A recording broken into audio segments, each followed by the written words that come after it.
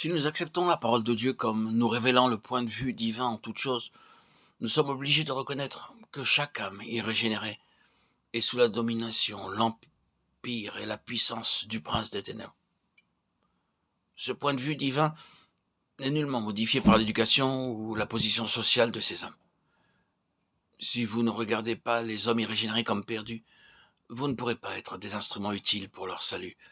Vous ne vous en inquiéterez pas beaucoup et vous ferez même l'œuvre du prince de l'air en christianisant l'extérieur de ces âmes, ce qui les empêchera de voir la réalité de leur état.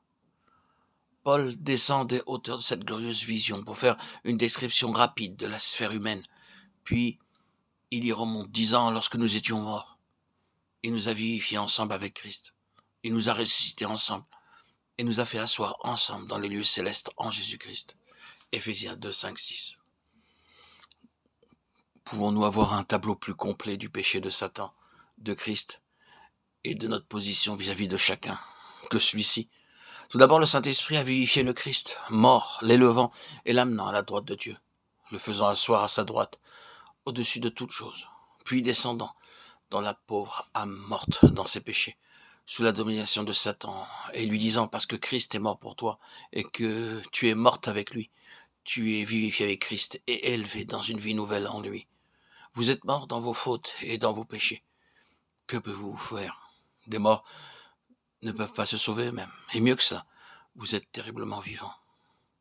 Il y a un esprit qui agit en vous, c'est l'esprit du prince de l'autorité de l'air. Vous êtes non seulement mort à Dieu, mais hélas, vous êtes actif. Et cette activité provient d'un esprit satanique qui combat contre Dieu. Le mal ne serait pas si grand si vous étiez seulement mort. Mais vous vivez selon le train de ce monde qui est sous la domination des esprits malins, c'est-à-dire du prince de l'air. Vous ne pouvez pas vous sauver vous-même. C'est alors que le Saint-Esprit vient à vous et vous révèle que Christ est mort pour vous, qu'il a pris votre place sur la croix, afin que par sa mort, il détruisit l'empire de la mort sur vous. Hébreux 2, 14. Croire au sacrifice expiatoire du Fils de Dieu, à sa mort pour nous, c'est naître en nouveauté de vie, c'est avoir la vie éternelle. Par la puissance du Saint-Esprit en nous, nous sommes vivifiés à mesure que nous acceptons sa mort pour nous et notre mort en lui. Comme Christ a été ressuscité des morts en nouveauté de vie, nous de même, joints à lui, en esprit, nous pouvons être assis dans les lieux célestes, dans cette position de victoire, sur le péché et sur Satan. Oui, nous sommes non seulement vivifiés, mais nous sommes ressuscités avec lui dans sa vie de résurrection et amenés en lui à cette position de victoire. Il nous a fait asseoir avec lui. Votre position de victoire donnée de Dieu est là au-dessus de toutes les principautés, de toutes les puissances. Vous devez vivre dans l'air pur, au-dessus des puissances des ténèbres, et non dans les brouillards et les ténèbres du train de ce monde.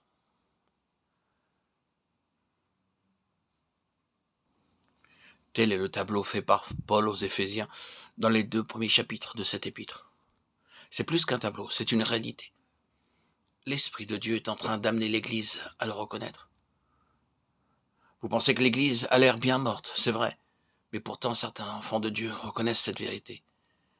Tout enfant de Dieu qui, par la foi, veut se frayer un chemin à travers le domaine de l'ennemi pour atteindre cette position de victoire dans la lumière si pure d'en haut, fraye ainsi le chemin pour les autres qui veulent le suivre. Vous dites que vous ne réalisez pas cette position, mais c'est tout d'abord une position de foi. Si vous voulez la saisir, y croire, le Saint-Esprit vous apprendra comment demeurer dans cette position jusqu'à ce que cet acte de foi devienne une réalité dans votre vie.